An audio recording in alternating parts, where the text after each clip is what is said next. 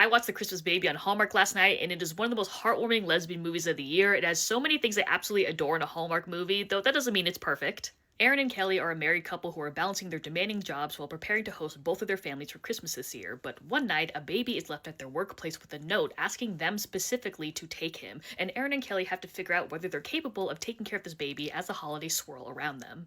The Christmas Baby is exactly the type of Hallmark movie I adore. Romance is great, but holiday stories about community rallying together is what I truly love, and that is what The Christmas Baby is. Family, coworkers, neighbors, strangers rallying to help this couple who are a pillar of their community and this new baby. Catherine Burrell and Ali Liebert make for a supportive, loving couple who have great chemistry, even in the most tense moments between them, and it's lovely to watch a Hallmark movie that just normalizes a lesbian couple who everyone loves and who love each other. I was delighted to see that this movie is written by Topher Payne, who I know of as a playwright, and a lot of his most well-known work also talks about queer communities, so I was delighted to see that those themes transfer to Hallmark. Now, there's definitely some parenting propaganda I wasn't fond of, and I say that as someone who wants to be a parent. Aaron and Kelly established that they started their marriage with the knowledge that they never wanted to be parents, but then once they take care of Nicholas for a couple days, both of them could suddenly never imagine anything they wanted more than being parents. And this certainly happens in real life. There are people who don't really want to be parents or unsure if they want to be parents, but then once they actually have a child, they lock in. But I actually don't really think it happens as often or as lovingly as it does in the movies, especially when it comes to gay couples for whom the choice to become parents is generally far more intentional.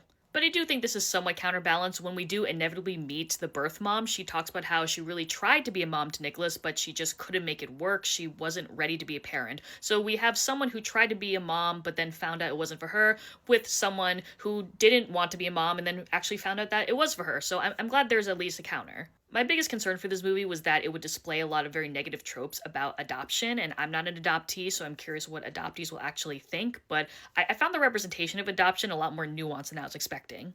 No money exchanged hands, Aaron and Kelly weren't already on an infant adoption waiting list, the birth mom is not unfit to take care of Nicholas, and in fact, child services tell her that if she wanted to raise him, then they would find resources to help her, and Aaron and Kelly don't push back on that, and Kelly and Aaron suggest that the birth mom will still be able to see Nicholas. However, it's not clearly established whether there will be intentional regular contact between birth mom and Nicholas. And you might be wondering, Arya, why are you scrutinizing this Hallmark movie? And that's because big adoption is still worth scrutinizing, even when wrapped in the hug of a Hallmark movie. But I was really surprised how much I adored The Christmas Baby, and I'm sure a lot of it has to do with watching it with my wife, and both of us look forward to the day where we'll become parents, with our own community being excited for us.